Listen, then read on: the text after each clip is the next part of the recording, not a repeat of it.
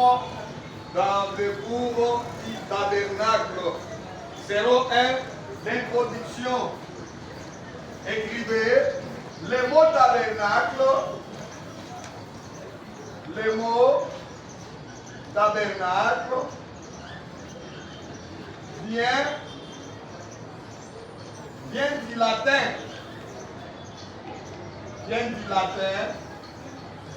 Tabernaculum. Tabernaculum.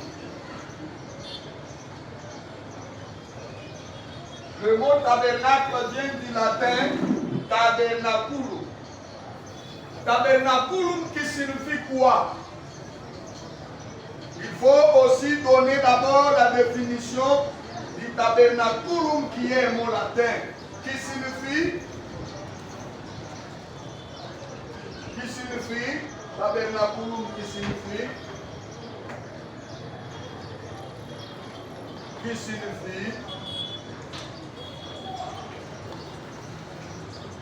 une hutte, qui signifie une hutte, une cabane,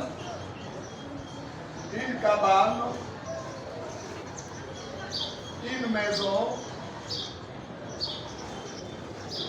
ou la tente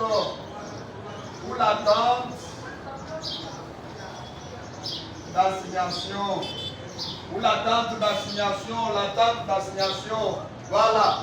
Donc c'est ça le tabernacle, selon la langue de ceux qui parlent en latin, voilà. Maintenant, nous allons aussi donner le mot tabernacle en hébreu. Deuxième tiré. Le tabernacle vient de l'hébreu.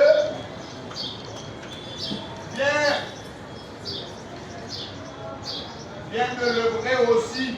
À part latin, vient aussi de l'hébreu. On l'appelle Mishkan.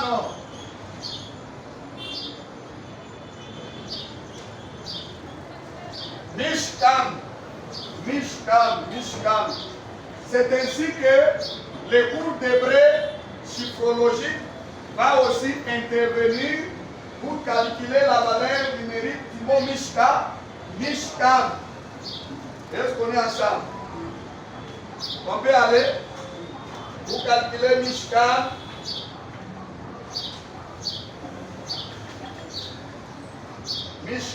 On peut calculer.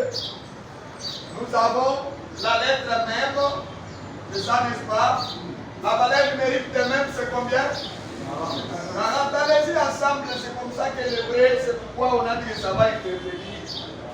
40. Ici, nous avons quelle lettre? Chine, très bien. Chine, valeur numérique. Hein? Chine, vérifiez bien. 300. À part Chine, nous avons. Hein? Parlez en hébreu, non? Kaf. 20. Nous prenons tout ça. Vous connaissez déjà la formule, non? Voilà. Nous prenons Kaf. Valeur numérique 20. Après Kaf, nous avons Nun. La lettre Nun égale la valeur numérique de 50. Voilà. Et celui qui a de l'intelligence, il calcule. Prenons l'addition rapidement. Allez-y, 40 plus combien? Plus 300, plus 20, plus 50. Ça donne combien? 410. Tout le monde est d'accord? Comment on a trouvé 410? On va décomposer. 410 égale 4 plus 1 plus 0, ça donne. C'est ça, non? 5, c'est la valeur numérique de la lettre. Et qui signifie fenêtre ou encore louange, oui. Souffle, adoration. Esprit, n'est-ce pas? Qui va définir les tabernacles selon la valeur numérique de chaque lettre du mot hébraïque Mishkan, qui signifie en français tabernacle. Qui va définir le tabernacle? Bishop Janon. Le tabernacle, c'est un endroit où on trouve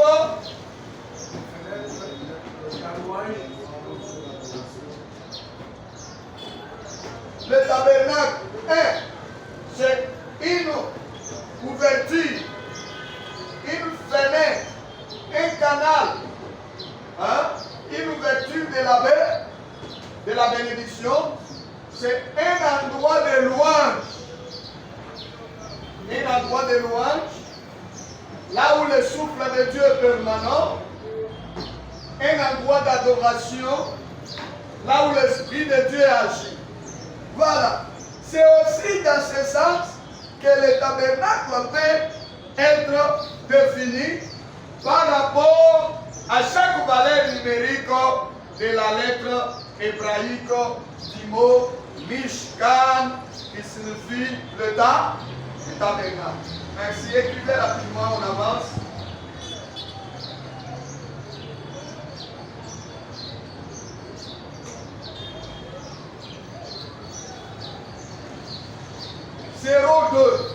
La typologie. Bon, terminé.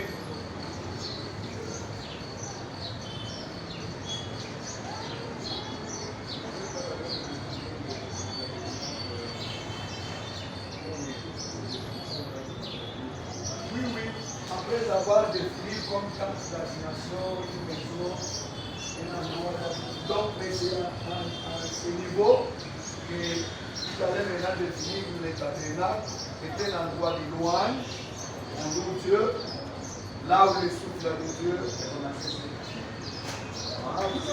Vous avez vu l'hébreu comment interpréter, non? Écrivez. Écrivez.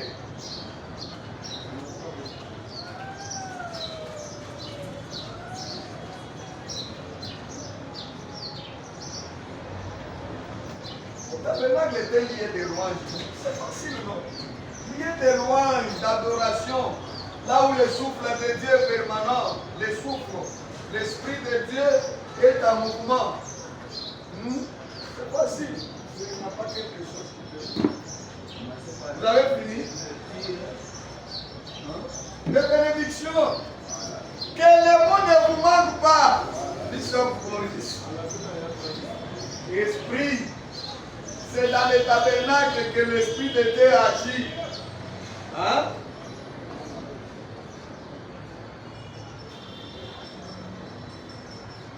Avec cette définition, vous allez aider les fidèles. Parce qu'aujourd'hui, il y a des faux prophètes dans la rue. Dans la rue. Des bonnes prophéties se retrouvent dans la maison de Dieu. Dans la rue, il y a toujours des dangers. S'il y a le vrai dans la rue, c'est la minorité. Mais plusieurs travaillent dans la rue pour leur propre part. Donc ce téléphone, je vois les démons dans ce téléphone. Ils prennent une part. Mais si vous dites aux enfants de Dieu, non, Dieu parle dans sa maison. C'est là où l'Esprit de Dieu est permanent. Voilà. 02. La typologie. La typologie du tabernacle. Ça veut dire quoi?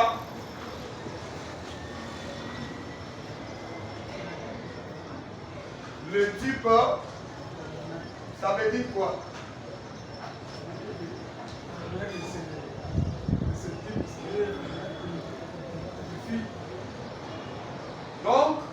Donc ça va nous montrer, c'est l'image de qui il parle. Écrivez. Le tabernacle. Le tabernacle est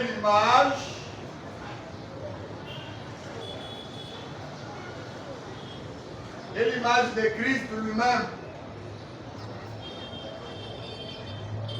Et l'image de Christ incarné,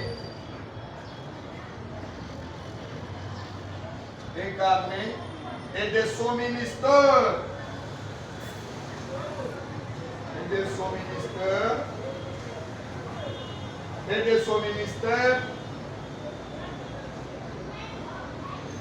Auprès des hommes.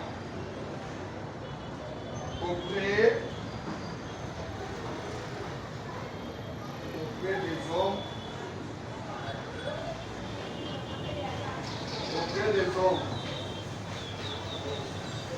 Virgule.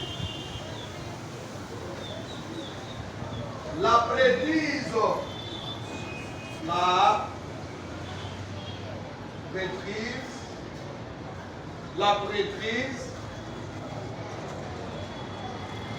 représentant, prêtrise, n'est-ce pas? J'ai écrit, non?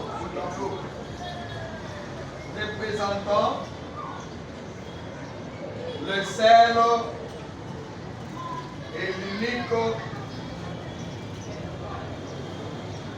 le seul et l'unique parfait, le seul et l'unique parfait, le Seigneur Jésus-Christ. La prêtrise, c'est quoi? Qui a l'idée? Nous voyons les mots ici, prêtre, n'est-ce pas? Un prêtre qui est dedans. Un prêtre, c'est un sacrificateur. Donc quand on dit la prêtrise, ça veut dire aussi les sacerdotes. Les sacerdotes. La prêtrise, c'est l'action que les prêtres faisaient. Ou les sacerdotes. Voilà.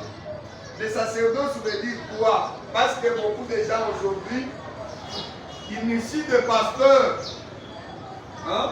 Les pasteurs sont tellement initiés sur les mots sacerdoce, sur les mots prêtrise. On va te dire que dans l'œuvre de Dieu, il y a trois choses. Il y a ce qu'on appelle la pastorale, il y a ce qu'on appelle le prophétique, il y a ce qu'on appelle la prêtrise ou les sacerdotes, les sacerdoces. La pastorale, c'est prêcher, gérer les âmes, gagner, ainsi de suite. La prophétique, c'est voir ce que Dieu vous a dit.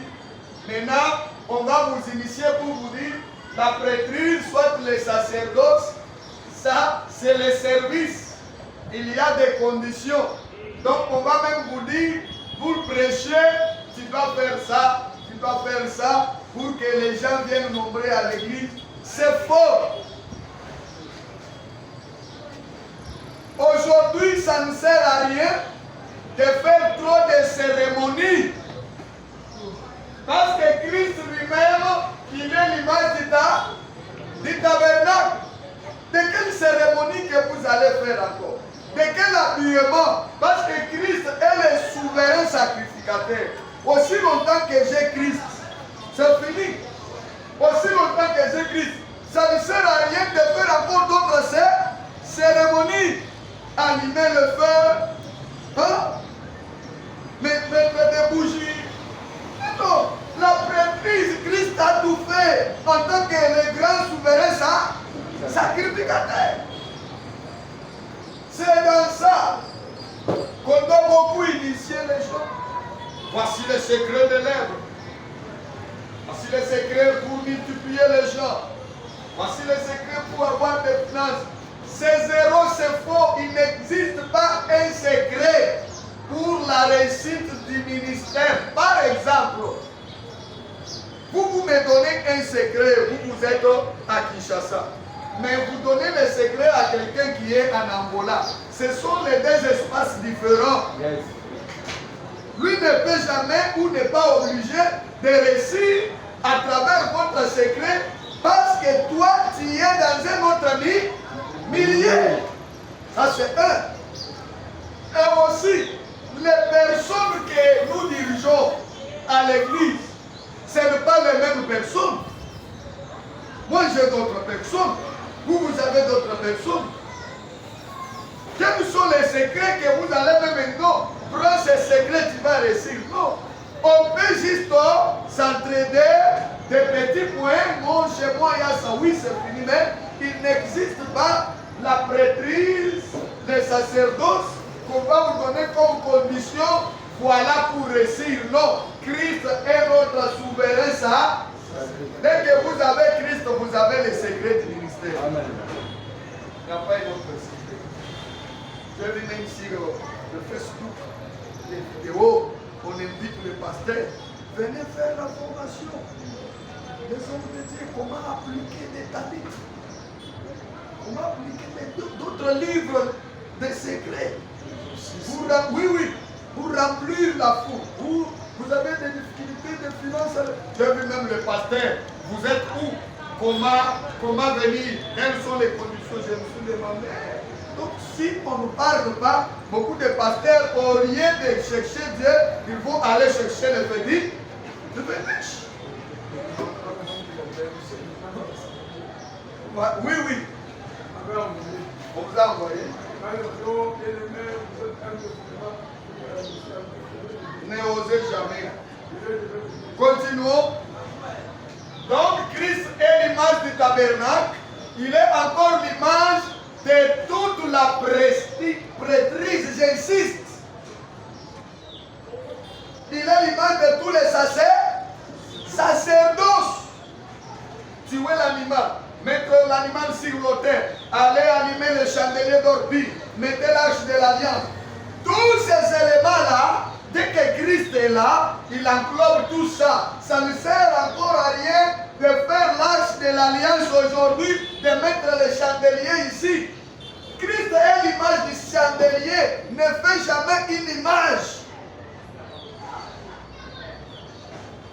Ne fait jamais une image à l'église. Ne ose pas. C'est l'idolâtrie. Dieu n'est pas dans ça. Il est dans sa parole. Christ est le chandelier, il est l'autel, il est la cuve de rein, il est le tôle de parfum, il est le bois d'acacia qu'on avait fabriqué là. Donc, il est tout. Donc, c'est ce qu'on a dit, la typologie du tabernacle est l'image de Christ incarné. Voilà. Avançons, prenons un autre point. Les couvertures du tabernacle. 03. 03.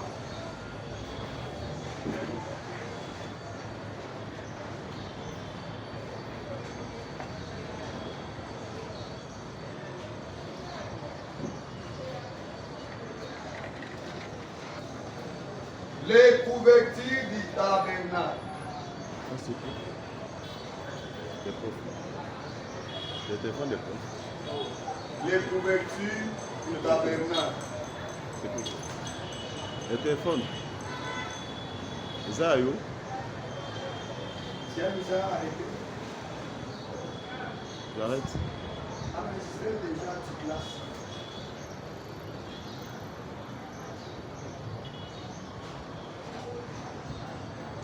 Enregistré déjà chez moi là.